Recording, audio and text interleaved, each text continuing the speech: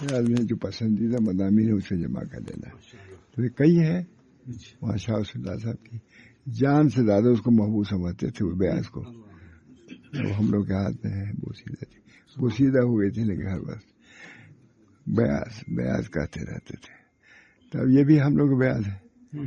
اب کہاں وہ بیاض کہاں یہ, لیکن ذرا جو نکل آیا وہ سنا دیتا ہوں. امام حافظ ضیاء الدین مقدسی کی بہن اور شیخ مجد الدین عیسیٰ کی زوجہ آسیہ مقدسہ اپنے زمانے کے مشہور عابدات میں سے تھیں. عورتوں کا بیان میں نے جو کتاب لکھی ہے اقوال سلف 11 جلدوں میں ہے نا, اقوال سلف ہی ہے نا,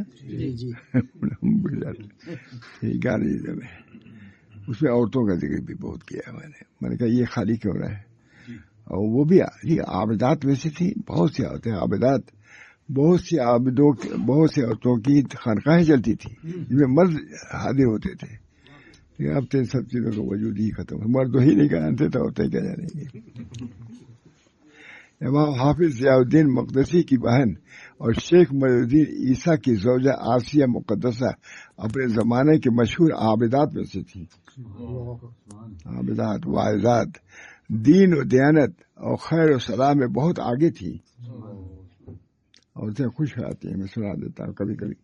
بہت سے لکھا ہوا بہت ہے, جہاں سے اٹھایا سنا دیا ہے, لیکن اچھا ہے کہ نہیں. دین و دیانت اور خیر و صلاح میں بہت آگے تھی. کتاب المجتبیٰ میں ہے, ان کے بارے میں ہے من العوابد حافظات قرآن, کہتے ہیں کہ وہ عابدات میں سے تھی. کسی کے بارے میں لکھ رہے ہیں وہ عابدات میں سے تھی. ساتھ ہی قرآن پاک کے حافظہ, دین و دیانت اور صلاح تقوی میں مشہور اور وظائف کی پابند اور اپنے زمانے میں بے مثال تھی. ان چند مثالوں سے یہ واضح ہو جاتا ہے کہ بنات اسلام, یعنی اسلام کی عورتیں کا وجود مسعود دینی علوم و فنون اور اسلامی اعمال کے ہر میدان میں نمایاں رہا ہے. یعنی ان کے بھی اعمال ہیں جس کی وجہ سے دین میں آیا ہے یہاں تک. یعنی عورتیں بھی اس میں شریک ہیں.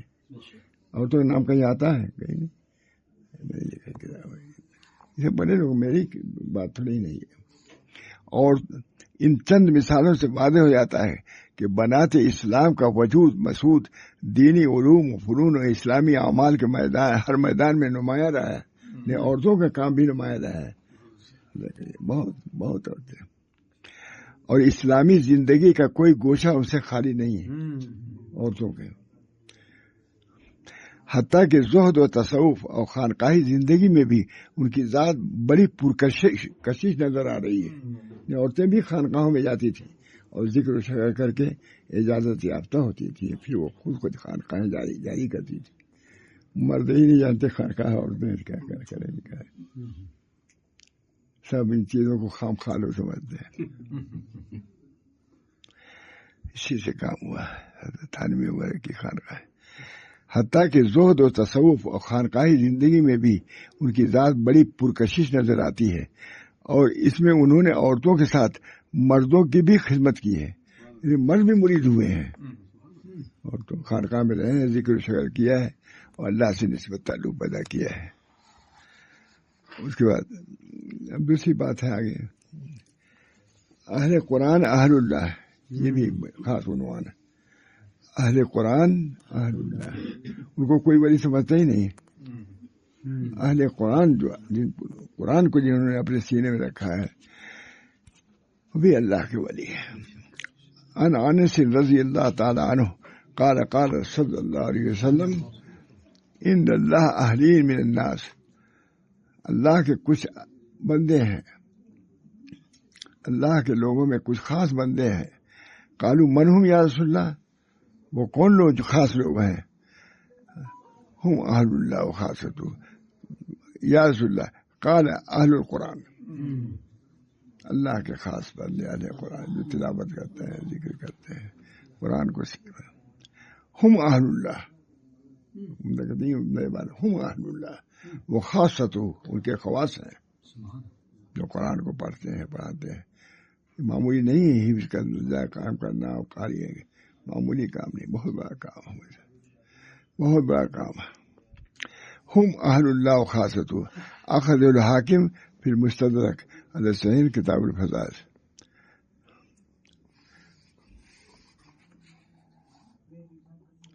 हुजूर अक़दस सल्लल्लाहु अलैहि वसल्लम घर तशरीफ लाए तो रोटी का टुकड़ा गिरा हुआ पाया। देखा, घर आए तो रोटी का टुकड़ा गिरा हुआ पाया।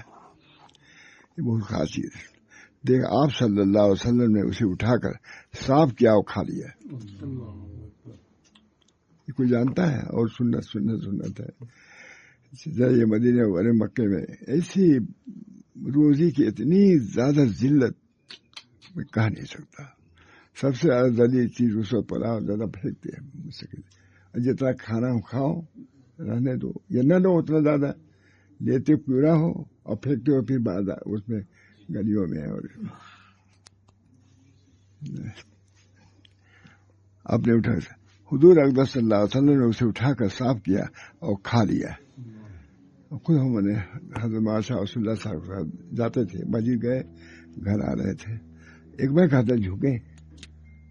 हमने कहा क्यों झुक गए? तो रास्ते में पैदल थे, देखा तो एक गेहूं का दाना था, उसको उठाया और शायद मुंह में डाल लिया या जेब में रख लिया कि इसकी हिफाजत करनी। ये रूठ जाते हैं तो वापस नहीं आते। फरमाते थे रिस्क रूठ जाता है तो वापस नहीं आता। बाद में बहुत गरीब हो गए थे, कहते थे कि नामदान में चावल पड़ा रहता था, कहते इसी वजह से इस पर गुर्बत आई है। रिस्क की भी कहता अल्लाह की नेमत है। सुन रहे मेरे माजा, अभी कितनी बात है। आपने देखा, उठाकर साफ किया और खा लिया। और मैं ऐ आयशा, इज्जतदार चीज की इज्जत करो। नसीहत भी की, ये मुझे भी याद नहीं था। ये ऐ आयशा, जिंदादार चीज की इज्जत करो। जब अल्लाह ताला किसी कौम के रिज्क छीन लेता है तो वापस नहीं करता। हजरत के यहाँ आते थे माशा रसूलुल्लाह से, यही सब सुनाते कहते थे। गुर्बत थी उस जमाने में, तो हम लोग जब थे बहुत गुर्बत थी आज़ादी के बाद।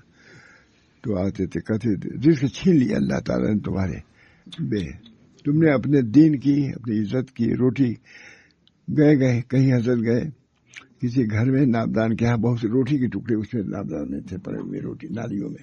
कहा इसी वजह से तुम पर फाका आ रहा है। ये चीजें भी जानने पहचानने की चीज है मुझे। जब अल्लाह ताला किसी कौम का रिज्क छीन लेता है तो वापस नहीं करता। सुन रहे मेरे माजा हदीस, क्या तुम लोगों ने ख्याल किया है कि जन्नत में दाखिल हो जाओगे, हालांकि उन लोगों जैसे वाकयात नहीं पेश आए जो तुमसे पहले लोगों को गुजरे हैं। उनको पहुंची सख्ती, तकलीफ, ये सब चीजें पहुंची और उन्होंने उस पर सब्र किया। कुछ उन्होंने बर्दाश्त किया, फिर अल्लाह ने खोल दिया रास्ता। मसाइब में मुसलमानों को सब्र की तलकीन और उम्म साबका के मुसलमानों से इबरत हासिल करने की तालीम मुसलमानों को मुशरिकीन, यहूद, मुनाफिकीन से बराबर तकलीफ पहुंचती रहती थी। मक्का मुअज़्ज़मा में जब तक रहे मुशरिकीन बराबर तकलीफें पहुंचाते रहे। फिर जब मदीना मुनव्वरा आए, हिजरत के आगे तो इन लोगों से भी वैसी साबका रहा।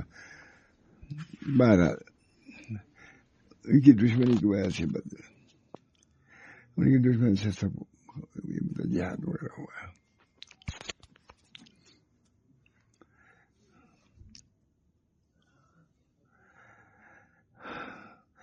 असबाब ये आयत खंदक के मौके पर नादिल हुई जबकि मुसलमानों को सख्त तकलीफ पहुंची थी। दुश्मनों का खौफ भी था और सर्दी भी सख्त थी और खाने पीने की चीजें भी मुहैया न थी और कई तरह से तकालीफ का सामना था, जिसको अल्लाह ताला शानू ने सूरह अहज़ाब में यूं बयान फरमाया, बलगतिल कुलूबुल हनाजिर, कलेजे मुंह को आ गए, इसी तकलीफ पहुंची।